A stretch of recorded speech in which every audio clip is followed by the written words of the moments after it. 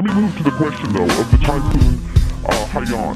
What was do you think, the genesis of that typhoon? Was it created and agendized, modified, or was it God getting back at us? There again, I had absolute direct information that storm was manipulated. I can't really say it. All storms have the potential to be manipulated or increased in energy. And I don't have equipment out in the Pacific there.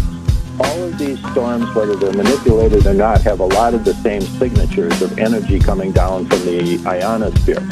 And so it's very difficult to tell. There were many cases where we saw the laser effects of laser beams dragging hurricanes around, like the ones in Florida, or the ones that 5 of them went over Cuba one year. You can see the effects in the satellite images, but on this one, Haiyan, I couldn't really detect the lasers dragging it over there and increasing its energy. So it may have been a natural storm. I don't know. I can't say it was, and I can't say it wasn't. I don't have sound information, real data that I could say one way or the other. Okay. But it was a very devastating storm. We actually saw storms with more energy back in the 90s. When Hale-Bopp was in the solar system, we had a typhoon with over 300-mile-an-hour winds.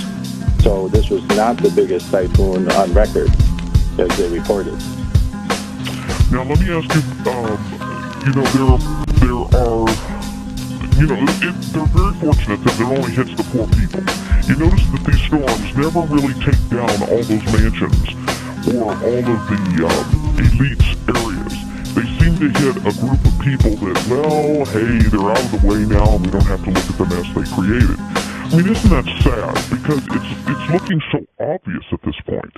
Katrina in New Orleans, it was, as far as I'm concerned, it was ethnic cleansing. Yes, absolutely. Very much a control storm. The oil futures were already betting on it hitting New Orleans when Katrina was still way out in the Atlantic. They all knew that thing was going right into New Orleans. And they were even saying that. Well, no, you can't predict a storm like that way out in the Atlantic that it's going to hit New Orleans. And it came out and came south, and it took a beeline straight north and hit New Orleans, and it just wiped out all those lower wards. I used to live in New Orleans. I went to Tulane University for 2 years, so I'm very familiar with New Orleans. And it just wiped out all the poor people and all of the government agencies there, keeping the people from going back in. That was ethnic cleansing, and this storm very well could have been the same, getting ready for some nice resort to come in and populate the Philippines. So I can't really say, but it looks, like you say, it looks rather more than suspicious. Yeah, but it's like it was, the real thing is it was all about government agencies, the Homeland Security, 150 government agencies involved. And this was about the government agencies preparing for a power outage, so everything was ready. So when there is a power outage, they can control the public. They have everything in place. And so they have power, but you don't.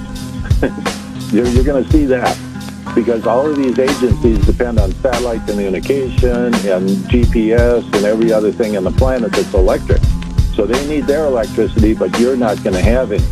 But the Grid X2 exercise, that's what it was about. It wasn't about the power companies getting ready to recover.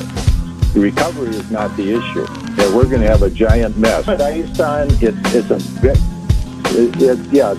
comet Ison is very far away. It's something that's going to directly affect us. Like I said, the January 14th date I predicted, we could get some severe weather at that point due to not just Ison, it's an electrical alignment, Jupiter, Ison, Earth, New Moon, and Venus.